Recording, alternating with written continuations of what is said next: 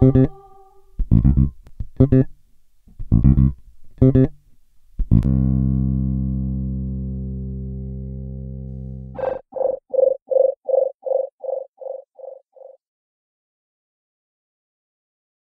ara que després de parlar tan interessant amb el Jordi, parlarem amb una altra persona també molt interessant, molt intel·ligent, molt bonica, molt inspiradora. És una combinació de coses positives, que és una dona que ha nascut a Galícia, que és filòsofa, viu a Catalunya des de fa uns anys, és professora de la Pompeu Fabra. Benvinguda, Paula Casal. Okay, so I will try to explain in these few minutes the different work that I do. I work for ICREA and the Pompeu Fabra, but I am also involved with two organizations. One is Academics Stand Against Poverty, which is an international organization that tries to channel academic resources to eradicate extreme poverty across the world. And the other one is the Great Day Project, which is also an international organization with a Spanish branch, which tries to defend the right not to be killed, not to be tortured, and not to be arbitrarily imprisoned for our evolutionary cousins, the chimpanzees, the bonobos, the gorillas, and the orangutans. Now, that might be the reason why there would be some images of great apes that iCatalunya has prepared and I can't see. And I think that these images mixed with images of poverty might give an impression that this is a strange combination. I know that it would look like that from the outside, but in fact I work with the same people very often on both. We have the same supporters, the same people sign my petitions, and besides the same friends, we also have the same enemies. Now, climate change, for example, is a disaster for the great apes and for poverty, corruption, deforestation, or sometimes very specific things, like our demand for new mobile phones, which has triggered the wars of coltan that not only kill millions of people, but also almost caused the extinction of the mountain gorillas. So there are these practical reasons why it makes sense for me to work on both. But also philosophically, it makes a lot of sense. For example, I have learned a lot about human rights by trying to defend the rights of these other creatures, which are not human because they don't have Homo sapiens DNA, but they are what in philosophy we call persons, because they are people who know who they are, or people who know who they are. They can recognize themselves in the mirror, and they know they are this thinking person that exists in different times and in different spaces, and they can make plans for the future. That, of course, has also helped me understand better what is it that is special about persons, which is very important in medical ethics to discuss, for example, euthanasia or abortion or cloning or various topics that we discuss. And also because in the field that I work, there are many common themes that we have to sort out and involve questioning the relevance of species membership. So what I specialize within moral and political philosophy is an area called distributive justice or distributive ethics, which is concerned with how social institutions, normally social institutions, but could be also us, should distribute resources, or maybe speaking more generally, how to allocate burdens and benefits, not only within one society and within families, but also across countries, across generations, and across the species. So we discuss allocations between men and women, rich and poor, north and south, people living today, people living in the future, and our species and the rest of the species that we share the planet with. And that involves discussing some general principles. For example, there is a big debate between those of us who defend the principle of equality or the principle of giving priority to the worse off. And those who say, well, that's irrelevant, really the only thing that matters is that we give people or animals or whoever you're distributing to a minimum, so a threshold, like some food and some shelter, and that really is what matters. So I have argued against this principle, and in fact I think the moral progress of humanity, if there is some, which I understand there are also reasons to doubt, and it certainly is more fragile than the enormous technological development that humanity has made. But if there is some progress, I think it could be understood partly in terms of the change from sufficiency to equality. Because in the past, I mean, even in the distant past, people would accept that, you know, you cannot hit your slave too hard, or you have to give slaves or women or animals some food and some shelter, but you were not going to question equality. Now the principle of equality has moved into more and more areas, and now we demand gender equality, racial equality, and equality for everyone, even in some sense for animals. Thank you. Okay. Thank you, Paula. I finished right in time. Perfect timing, perfect timing. But you really work in many different interesting topics, so it's hard to choose what to talk about. Yeah, in fact, I ask, I don't want to talk about myself, I just want to talk about climate change. No, but I would like to talk about you. Okay. You also, when you were a teenager or very young, you wrote novels. You start writing novels as a writer. Yeah, I still do, yeah. You still do? Yeah. So how many books have you published? Well, I have a lot of them, but I don't think that in ICREA they will be happy if I spend time on that. So I am investing on more academic books. I have some which have an educational angle, like Martina El Mar, which is a story about a girl with whaling and climate change, which I did your books always were influenced by your my concern, campaigning, your concern about justice and the world. So how was it you started with this interest, for example, in the sea?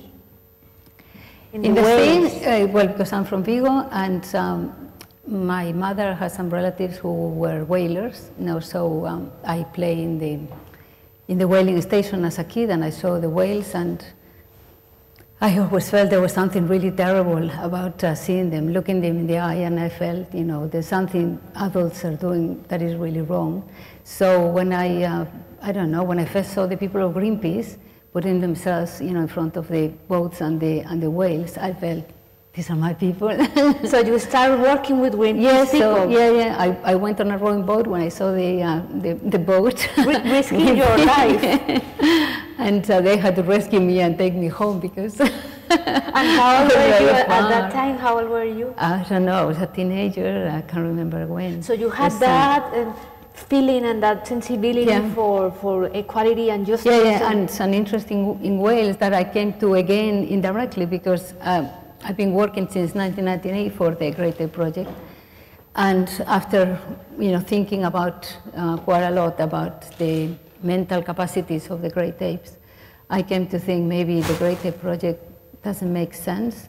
We should be the person's project or something like that, and focus on all of the animals that are not human, but they are persons, and that includes some whales and dolphins, as well as elephants. Explain us, for those of us who doesn't know the difference, what is a person? I mean, because you said some animals that are persons.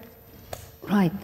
So the word person has always been employed in philosophy as something different to humans. The word apparently comes from the Greek theatre, where they use these masks, and sometimes in English you use, that's a public persona. They use the word persona to refer to that. Then it came to be used to distinguish slaves and persons. But throughout theology, for example, all religions have a distinction between persons and humans. For example, in the Holy Trinity, you have Jesus Christ is the only person that has Homo sapiens DNA. All the others are not the Holy Spirit human. And they probably don't have a species because they don't have any material existence. And you have the same story in Egypt, around the world you have the same. I mean, there's always a chief god that together with a beautiful human has a son that is a hero that performs great actions. And so in all religions there's this distinction between persons, which can be supernatural entities like angels or So that already existed, but today in bioethics, I think maybe the most widespread definition was given by John Locke in 1666. It was published 2 years later. And it is this idea that you are an intelligent thinking creature that can think of itself, or himself or herself, as this intelligent thinking creature that exists over time, that makes plans for the future. Self-awareness. Yeah, and you know that you exist, that you could be somewhere else. That's, for example, why it's so bad to be in prison, because you're there and you think, I was there, I was having a good time with my friends and my family in that forest, and now I am in this cage, you know, subject to all these scientific experiments. I don't want to be here. And how do we know that dolphins or whales or have self-awareness? Well, one of the tests is called the Gallup test, and what they do is they do something to the animal to change it when they are asleep. And so when they wake up, they find a mirror. So dogs, for example, could lick the mirror, bark at the mirror, or whatever. They don't understand that it's themselves.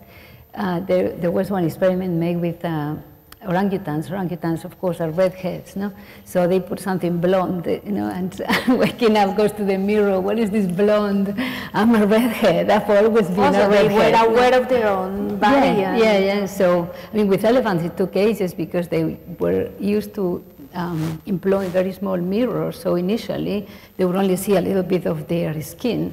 But when they put mirrors that are elephant size, the elephant immediately started to go with the trunk to do really difficult dances that no other elephant could imitate. So, because it was so fast, I said, if he's moving at the same time, it's going to be me.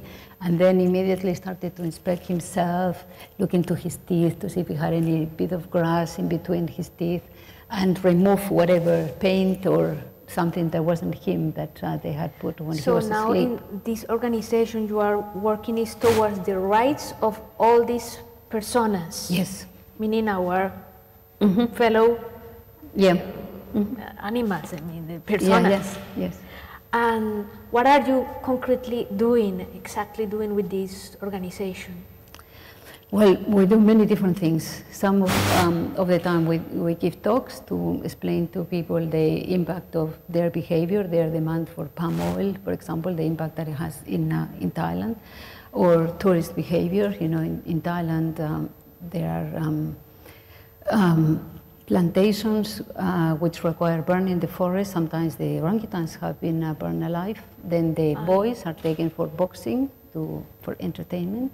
We've even rescued, I say Carmele Llanos, who is a very brave volunteer of the project. She rescued an orangutan in a brothel. Pony was 8 years old, shaven, with lace underwear, makeup, a handcuff, and raped constantly. And it was necessary for her to call on the army because the men there were so attached to having her there that they wouldn't let her go. So some of the activities involve telling the people about the implications of their actions and the things that are happening. Some of it is rescuing and taking them into shelters or refuges, and also in Spain we help relocation of those that we find in private homes, for example, and they're very badly off, and we rescue them and put them in a better position. And we explain to people what they're like and why we shouldn't be doing what we're doing. And also you are concerned about many interesting things, but we were talking about how it is a problem that the fact that the technology is faster than the moral development of humans, and this is causing many problems. Yes. Well, in philosophy you could see now that there are people who are going mainly in medical ethics, and people in political philosophy take a very different approach to different problems. You know, for example, with climate change, you know, I together with other people, we have advocated taxes, global taxes on oil. For example, €2 per barrel would be enough to eradicate global poverty and to do a lot to stop climate change. The book is going to print yesterday, actually, so it's going to be for sale in January. This is a very, very contemporary and very topic. It's very important. Yeah. And with other people, I've also been campaigning on giving access to the sea to all developing countries. But in bioethics, there's other people who think we are so badly designed, we have a psychologist here, we are so badly designed to deal with these problems, problems that involve a lot of insignificant or very small contributions that together create a disaster, for example, or people who involve victims which are far away from us, that they are advocating more research into how we could morally enhance humanity, with biomedical means, yes. That could involve genetic engineering or could be medication. This is very, you love that because you're a doctor. I really love this topic, but it's also very, complicated to discuss because, we could, as you said, improve the human conditions for these moral decisions, but how moral is to do that? In ethical, how, how to change our humanity in a way, our responses. I think, Patricia, I should be interviewing you. This woman always asks me such difficult questions of philosophy. It's amazing. No, it's very interesting. The people who advocate biomedical enhancement, maybe I should say something about why do they even have this idea. So apparently there are some medicines which are already in use that have changed people's behavior. People who are being treated for something they don't realize, but the medicine they are taking makes them calmer, they are not so short-tempered, maybe they're more charitable, they are more compassionate, more empathetic. So there's people doing research on how different medication can change your moral character. And so for example, they've done research on testosterone and the ultimatum game. They should decrease testosterone in the whole male population. Yeah, the hormones are very complicated, and you sometimes get very surprising results when you change something that you think would give a good outcome. No? What they've encountered so far is that if you spread testosterone, people tend to make meaner offers. No? The ultimatum game is just that you could offer €100, and then you're told you can have that, but you have to find somebody to share it with. No? So people around the world, different cultures, they sometimes make more egalitarian offers, other times they make meaner offers. And apparently, if you get testosterone applied, you make meaner offers, and you're also ready to punish whoever didn't offer you what you wanted. While spraying oxytocin in the room makes people make more generous offers. So you ask them about donations to Africa after you've been spraying, and they might give another answer. So some people say, well, climate change and all these global problems, we've been trying to solve them with political means, with education for so long, and maybe time is running out. And we have to do something about it, so why don't we do research on these medications to see if we can make oxytocin, and now in Paris, in these talks about climate change. So this is so many interesting topics that you do research, and also not only important. We should reflect more about all these things. I would like some of philosophers who sometimes waste time with very interesting but not so urgent matters to, do the effort of reading some development economics or reading some biology or reading some empirical literature and do something a little bit more useful for others. Yeah. Gracias, Paula. Thank you very much. Thanks to you, Patricia. For doing all the things that you are doing.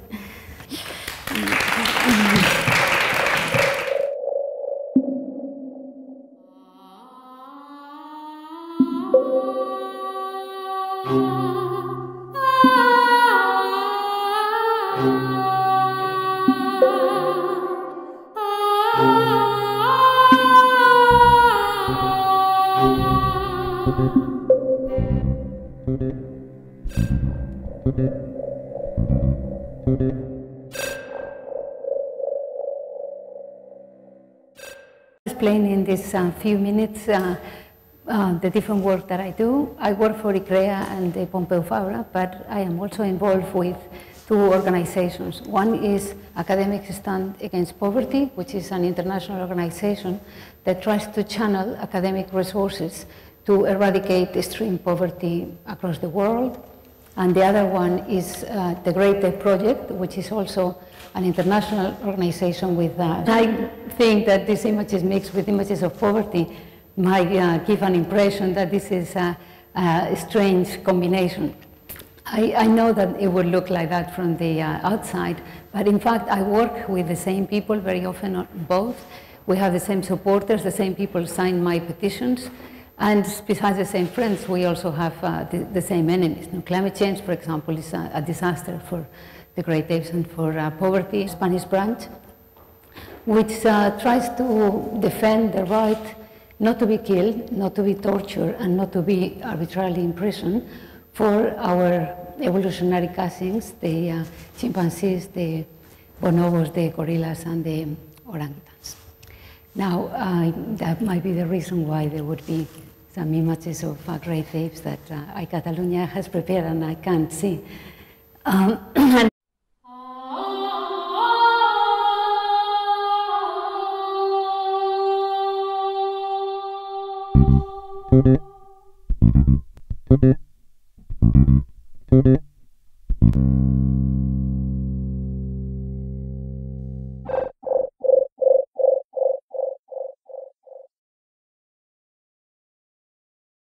ara que després de parlar tan interessant amb el Jordi, parlarem amb una altra persona també molt interessant, molt intel·ligent, molt bonica, molt inspiradora, és una combinació de coses positives, que és una dona que ha nascut a Galícia, que és filòsofa, viu a Catalunya des de fa uns anys, és professora de la Pompeu Fabra. Benvinguda, Paula Casal.